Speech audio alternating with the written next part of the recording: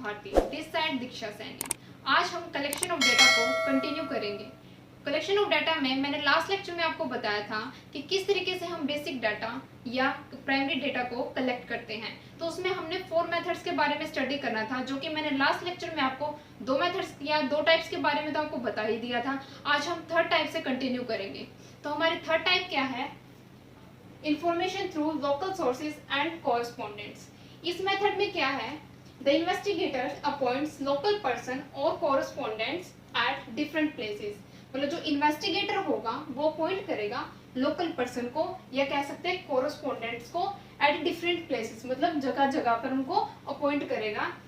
They collect information in their own way and furnish the same to the investigator.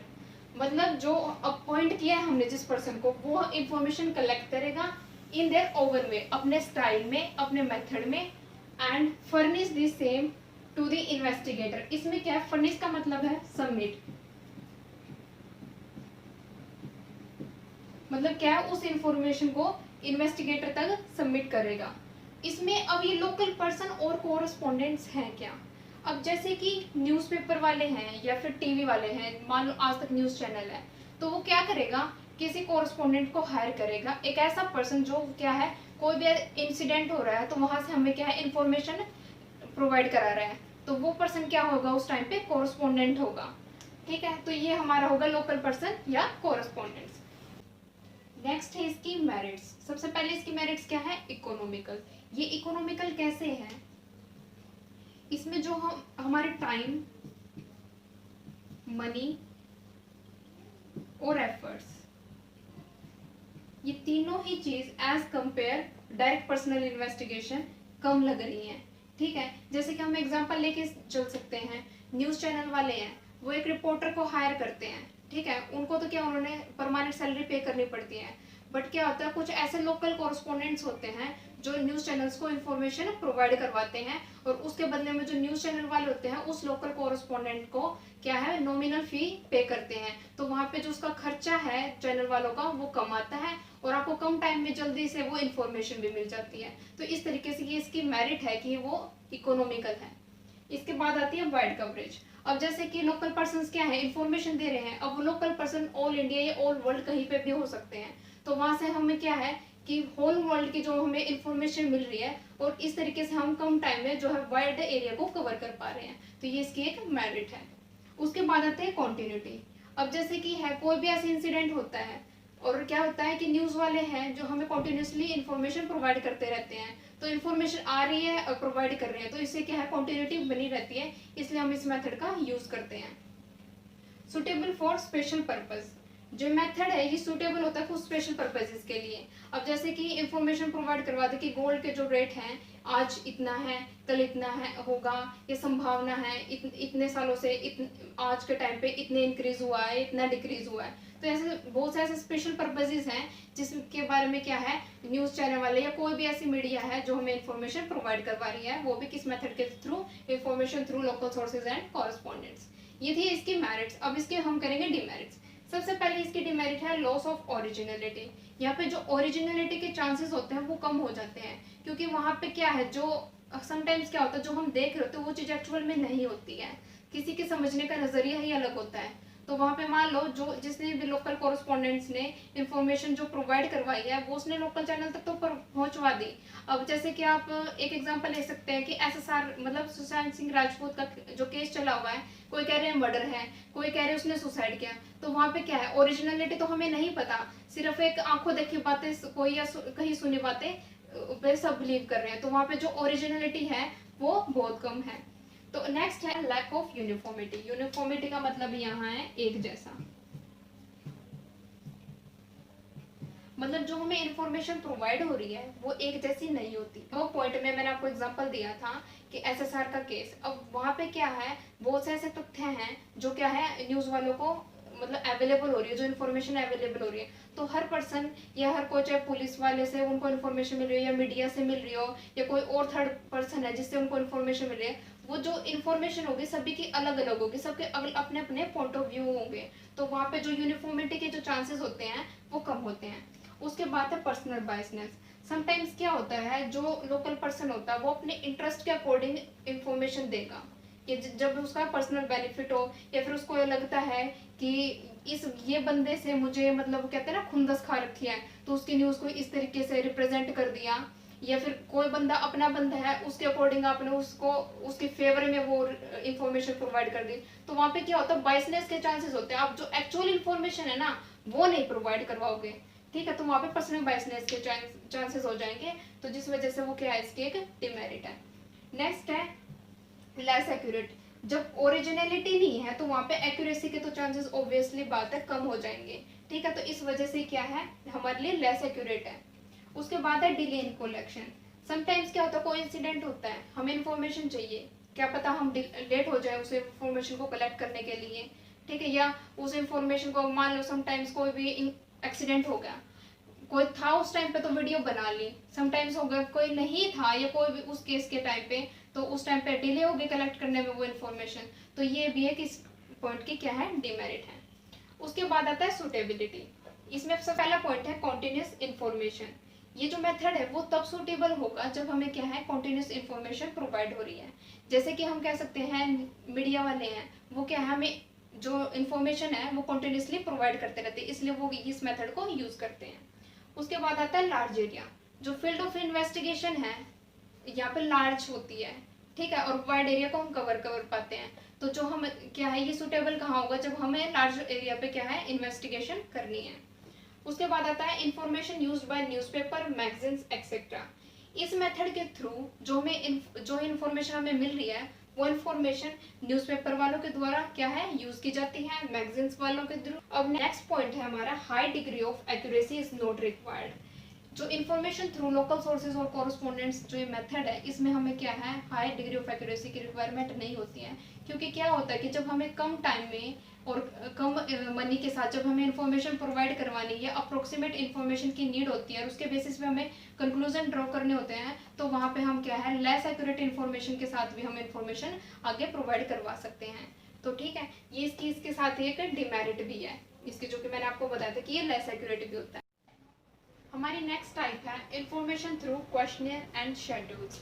Students, अभी questionnaire और schedules होता क्या है, suppose कोई इन्वेस्टिगेटर है या फिर आप मान लो आपकी टीचर है, उसको इन्फॉर्मेशन चाहिए तो वो एक क्वेश्चनियर प्रिपेयर करेगी जिसमें उसकी आपकी पर्सनल डिटेल्स है वो कलेक्ट करेगी, जिसमें आपका नेम क्या है, फादर नेम क्या है, मदर नेम क्या है, कॉन्टैक्ट नंबर क्या रहेगा।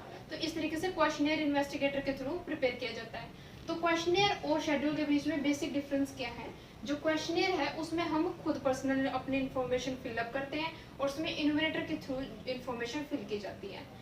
इसमें क्या होता है, जो इन्वेस्टिगेटर है वो क्वेश्चनियर प्रिपेयर करेगा, किस बात को ध्यान रखते हुए, जो उसका ऑब्जेक्टिव है उसके अकॉर्डिंग वो अपने क्वेश्चनियर को मतलब प्रिपेयर करेगा। दो मेथड से इंफॉर्मेशन को कलेक्ट करेंगे, एक तो करेंगे मेलिंग मेथड से और एक करेंगे इन्यूमरेटर मेथड से। हम पढ़ेंगे मेलिंग मेथड के बारे में। अब मेलिंग मेथड में क्या होता है, इसमें ना जो इन्वेस्टिगेटर होता है वो इन्फॉर्मेंट्स को क्या है, क्वेश्चनियर मेल करेगा। जो क्वेश्चनियर को मेल कर रहा था तो उसके साथ एक लेटर अटैच करेगा। वो लेटर इसलिए अटैच करेगा, जो पर्पज ऑफ इन्वेस्टिगेशन है, भाई आप जो इंक्वायरी कर रहे हो किस पर्पज से कर रहे हो, उस टाइम पे ऑब्जेक्टिव क्या है इन्वेस्टिगेटर का, वो सारी इन्फॉर्मेशन उस लेटर के अंदर होती है, जो क्वेश्चन के साथ अटैच करके सेंड की जाती है किसको, इन्फॉर्मेंट को। जब मेल कर रहा है तो उसमें जो इन्वेस्टिगेटर को एक बात जरूर ध्यान रखनी होती है, वो ये होती है कि जो इन्फॉर्मेशन होगी वो सीक्रेट होनी चाहिए। तो इसके साथ ही हम ये पढ़ेंगे कि मेलिंग मेथड में सुटेबिलिटी क्या होंगी। पहली सुटेबिलिटी ये रहेगी लार्ज एरिया। मतलब क्या है, जब हम मेलिंग मेथड के थ्रू जब इन्वेस्टिगेशन कर रहे हैं, इंफॉर्मेशन कलेक्ट कर रहे हैं, तो उसमें क्या होगा, हम एक टाइम पे काफी बंदों को मेल कर सकते हैं, ठीक है, चाहे फील्ड ऑफ इन्वेस्टिगेशन कितना ही लार्ज क्यों ना हो। तो इसलिए ये मेथड हम वहाँ यूज करते हैं जब हमें लार्ज लेवल पे क्या है, इन्फॉर्मेशन कलेक्ट करनी हो।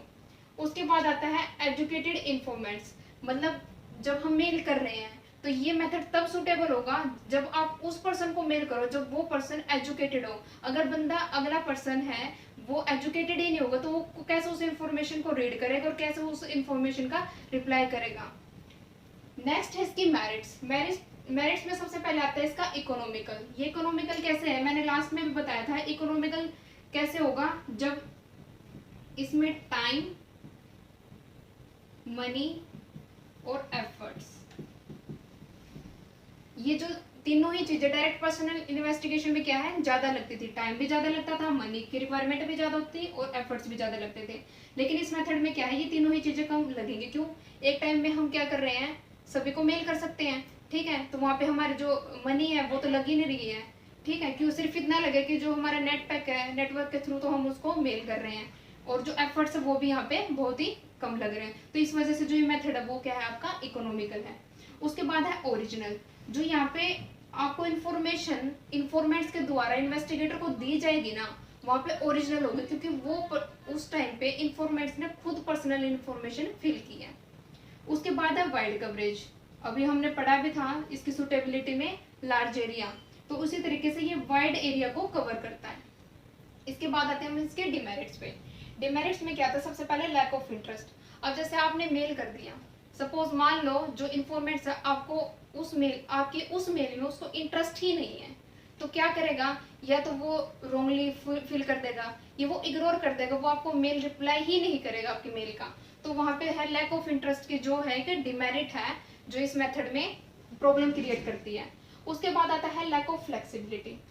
लैक ऑफ फ्लेक्सिबिलिटी, फ्लेक्सिबिलिटी का मतलब क्या होता है, जिसको हम चेंज कर सकते हैं। और का मतलब हो जाएगा कि जब हम उसमें जो चेंजेस हैं वो नहीं कर पा रहे, जैसे कि मान लो इन्वेस्टिगेटर ने क्वेश्चनर प्रिपेयर किया, सेंड कर दिया इन्फॉर्मेंट को, या तो क्वेश्चनर में कोई मिस्टेक हो गई तब वो चेंजेस नहीं कर पा रहा, या फिर जो इन्फॉर्मेंट्स है उसने इन्वेस्टिगेटर को रिप्लाई किया, उसने ऐसी कोई इन्फॉर्मेशन गलत डाल दी, तब वो कोई चेंजेस नहीं कर पा रहा। तो वहां पे क्या है, वो उसके लिए एक लिमिटेशन है, एक बैरियर है इस मेथड में।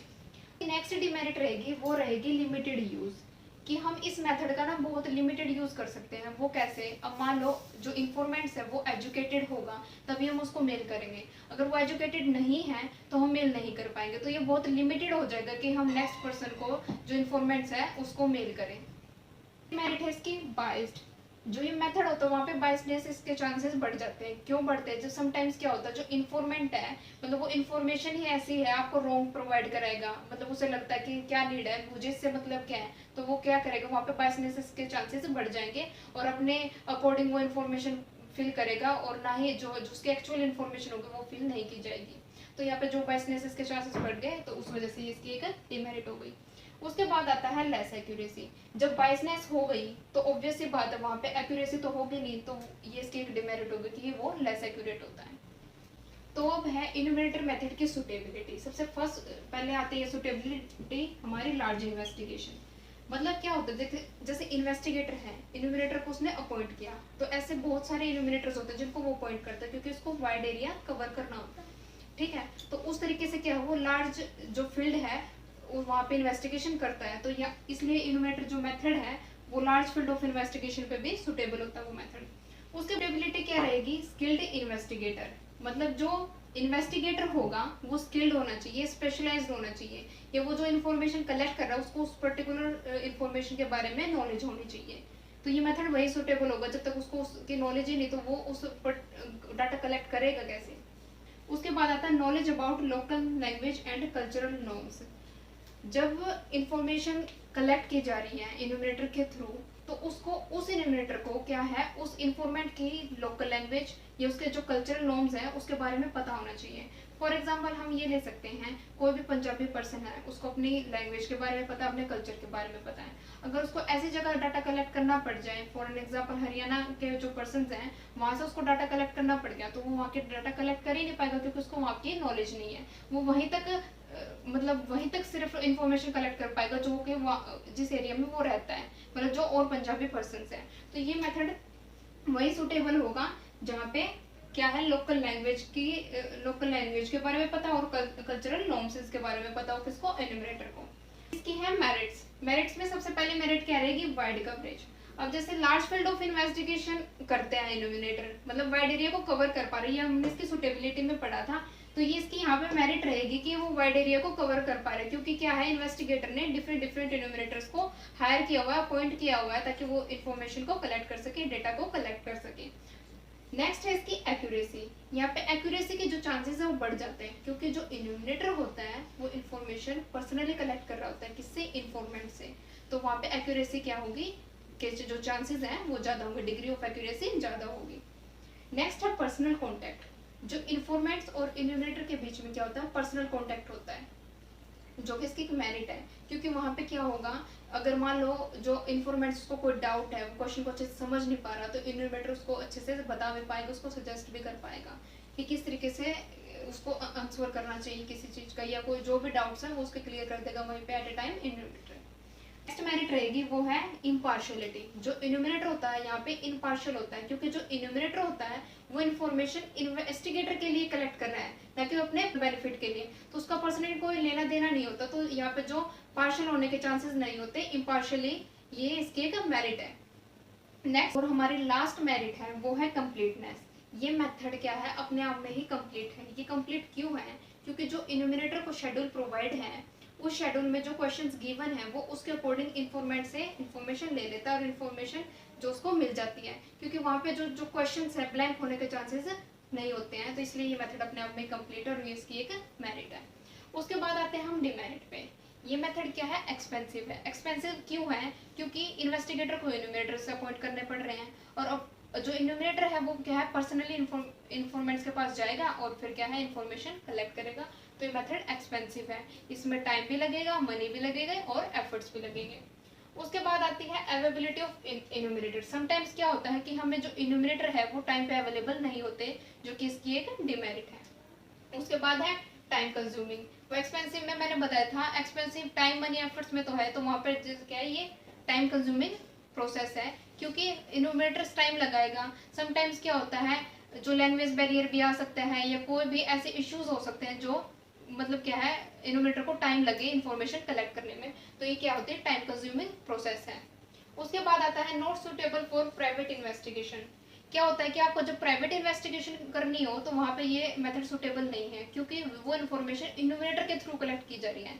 तो अगर इन्यूमरेटर तक बात चली गई तो ये चांसेस क्या हो सकता है कि इन्यूमरेटर कहीं वो इन्फॉर्मेशन आपकी लीक ना कर दे, तो आप वहाँ से क्या है, आप प्राइवेट इन्वेस्टिगेशन नहीं कर सकते हो। उसके बाद डिमेरिट रहेगी वो है पार्शियल। समटाइम्स क्या होता है, जो इन्यूमरेटर होता है वो बायस्ड होता है, या कह सकते हैं कि इन्यूमरेटर और इन्फॉर्मेंट्स है वो रिलेटिव्स है, बाई चांस इन केस लगा सकते हैं, तो वहाँ पे क्या होगा, वो उससे बिना पूछे ही इन्यूमरेटर इन्फॉर्मेंट से अब खुद ही इन्फॉर्मेशन फिल कर देगा, तो वहाँ पे क्या है, पार्शियल होने के चांसेस बढ़ जाते हैं, तो जो कि इसकी एक डिमेरिट है। सो स्टूडेंट्स, अब हम करेंगे क्वालिटीज ऑफ गुड क्वेश्चनियर। एक गुड क्वेश्चनियर होने के लिए उसमें क्या क्या बेसिक क्वालिटीज होनी चाहिए। सबसे पहली क्वालिटी आएगी लिमिटेड नंबर ऑफ क्वेश्चंस। मतलब जो क्वेश्चनियर होगा उसमें नंबर ऑफ क्वेश्चन लिमिटेड होने चाहिए, मतलब ज्यादा क्वेश्चंस करेंगे हम इन्फॉर्मेंट से, तो क्या होगा, उस टाइम पे जो इन्फॉर्मेंट्स होगा या रिस्पोंडेंट होगा वो क्या है, इरिटेट होने लग जाएगा, तो जो क्वेश्चंस होने चाहिए वो लिमिटेड होने चाहिए। उसके बाद आता है सिंप्लिसिटी। जो क्वेश्चंस होने चाहिए वो आपके सिंपल होने चाहिए, या फिर यस नो में होने चाहिए, एमसीक्यूज टाइप में क्वेश्चंस होने चाहिए। नेक्स्ट क्वालिटी रहेगी हमारी प्रॉपर ऑर्डर ऑफ क्वेश्चन। जो क्वेश्चन की ऑर्डरिंग होगी वो ना एक प्रॉपर मैनर में होनी चाहिए। अब जैसे कि आप फॉर्म फिल करवा रहे हो, सबसे पहले आप क्या पूछोगे, रिस्पोंडेंट का नेम पूछोगे, कॉन्टैक्ट नंबर आ गया, फादर नेम, मदर नेम, और इस तरीके से डिटेल्स आएंगी। तो आप डायरेक्टली उसका फादर नेम या मदर नेम तो नहीं पूछोगे, या उसका कॉन्टैक्ट नेम, सबसे पहले क्या आएगा, उसका नाम आएगा। तो इसी तरीके से क्या प्रॉपर ऑर्डर ऑफ क्वेश्चन होना चाहिए। उसके बाद आता है नो अनडिजायरेबल क्वेश्चन। यहाँ अनडिजायरेबल से मतलब है कि जो क्वेश्चन आप कर रहे हो वो पर्सनल नहीं होना चाहिए। उसकी रहेगी हमारी नॉन कंट्रोवर्शियल। क्या है, गुड क्वेश्चनर होने के लिए उसमें हमें ये बात ध्यान रखनी होगी कि हम ऐसे क्वेश्चंस को इंक्लूड ना करें कि जो इन्फॉर्मेंट है या रिस्पोंडेंट है और इन्वेस्टिगेटर के बीच में कोई डिबेट होए। उसके बाद आता है कैलकुलेशन। हम इस तरह के क्वेश्चंस इंक्लूड नहीं करेंगे कि मतलब ये कह सकते हैं मैथमेटिकल क्वेश्चंस को इंक्लूड नहीं करेंगे जिसमें क्या है, इन्फॉर्मेंट्स को कैलकुलेट करना पड़े, क्योंकि उस टाइम पे क्या उसको आंसर देने में प्रॉब्लम होगी, और ये कह सकते हैं हो सकता है कि उस इन्फॉर्मेंट्स को उस चीज के बारे में नॉलेज ही नहीं होगी, उसको कलेक्ट कैसे किया जाएगा और उसका आंसर कैसे देगा वो इन्फॉर्मेंट्स। उसके बाद आता है प्री टेस्टिंग पायलट सर्वे। जब भी क्वेश्चनियर बनाया जाता है ना, तो सबसे पहले हम क्या करेंगे, उसको टेस्ट करेंगे, कुछ पर्सन्स को क्या है से हम इंफॉर्मेशन कलेक्ट करेंगे। एक इन्वेस्टिगेटर होगा और वो क्या है, इन्फॉर्मेंट से इंफॉर्मेशन ले रहा है, तो जब लग रहा है कि इन्फॉर्मेंट्स को वो आंसर देने में प्रॉब्लम हो रही है, तो हम क्या करेंगे, उस क्वेश्चन को ही वहां से हटा देंगे, क्योंकि वो हमारे क्या है, क्वेश्चनियर एक जो गुड क्वेश्चनियर की क्वालिटी है उसको खत्म कर रहा है वहां पे, तो क्या उस क्वेश्चन को हम रिमूव कर देंगे वहां से। तो उस और जो ये स्टडी होगी ना, उसको जो ये सर्वे करेंगे हम, उसको क्या बोलते हैं, पायलट सर्वे बोलते हैं। बाद आता है इंस्ट्रक्शंस। इंस्ट्रक्शन में क्या होता है, कोई भी क्वेश्चनियर अगर आप क्या कहते हो प्रोवाइड कर रहे हो इन्फॉर्मेंट्स को, तो क्या है उसमें पहले ही आप इंस्ट्रक्शन लिखोगे कि इसमें आपको कैपिटल या बोल्ड लेटर्स का यूज करना है, या ये लिखोगे कि आपको ब्लू पेन का यूज करना है, ब्लैक पेन आप यूज नहीं कर सकते। तो इस तरीके से आप क्या है इंस्ट्रक्शन दोगे पहले। उसके बाद आता है request for return. Request for return में क्या होगा कि आप जो इन्वेस्टिगेटर होगा वो इन्फॉर्मेंट को क्या करेगा, रिक्वेस्ट करेगा किस चीज के लिए, कि जो आप इंफॉर्मेशन है वो आप सही से भर देना और कंप्लीट करके मुझे दे देना, और जो आपकी इंफॉर्मेशन है वो कहीं वो सीक्रेट रहेगी, मतलब कहीं पे लीकेज होने के उसके कोई चांस नहीं होंगे। तो इस तरह की जो रिक्वेस्ट है वो इन्वेस्टिगेटर के द्वारा किसको की जाएगी, इंफॉर्मेंट को की जाएगी। फ्रेंड्स आज के लेक्चर में बस इतना ही। नेक्स्ट लेक्चर में आपको मैं बताऊंगी collection of secondary data. Thank you for watching this video and don't forget to subscribe the channel and press the bell icon to get more notification.